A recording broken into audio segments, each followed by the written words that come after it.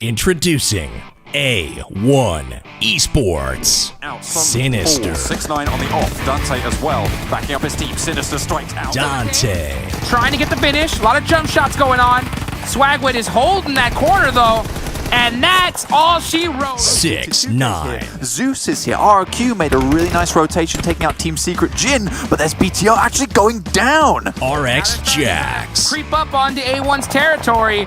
Great nade right there though. It's going to get the finish onto Senatexa and Swagwood. Shoycott.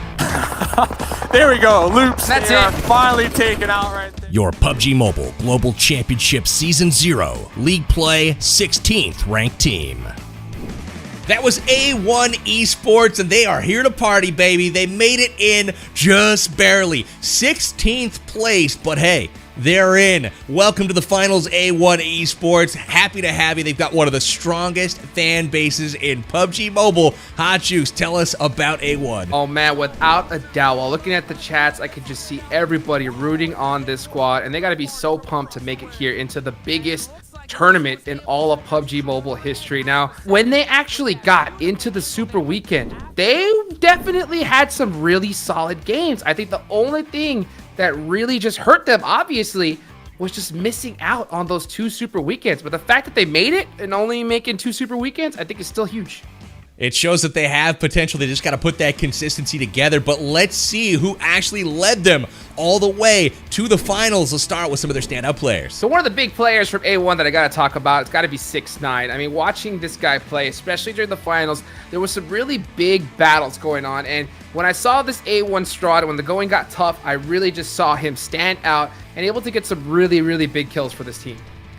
Incredible point there for sure. Another couple of players that I gotta throw a shout out to is Sinister for one. Always putting himself in a good position. Strong gunplay from him, but really if you're looking for that key play, I gotta give a nod to my man Dante. Dante on multiple occasions throughout the PMGC League play really kind of put his team on their back, got him through some tough spots, and got A1 Esports to the podium. They finished in the top 3 on many different occasions, and that's a big tip of the cap to some of their standout players. I mean, the crazy thing is that when you're playing at this high level, every single one of these teams is just insane. They're playing against the best in the world, and the fact that they made it is ridiculous. So, I mean, definitely looking forward to see the changes that they make going into the finals. So let's talk a little bit about A1 Esports. And again, you mentioned the consistency. I think that has to be front and center as both their greatest strength and also their greatest weakness. First, if you look to what they were actually able to do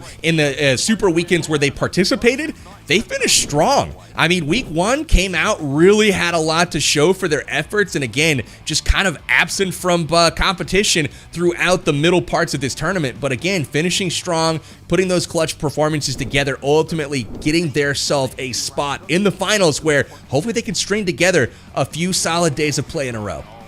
We'll have to see. The one thing about the finals, though, is that this is not going to be as long form as the league play portion of this tournament. So they got to pop off at the start. Like, they cannot have a bad game to begin with. So I'm really looking to see that the work that they're putting in here, the few days going into the finals, you know, they got to be pumped up, just barely snaking on in. So I want to see the adjustments they made, and I want to see them pop off, and I think they can do it.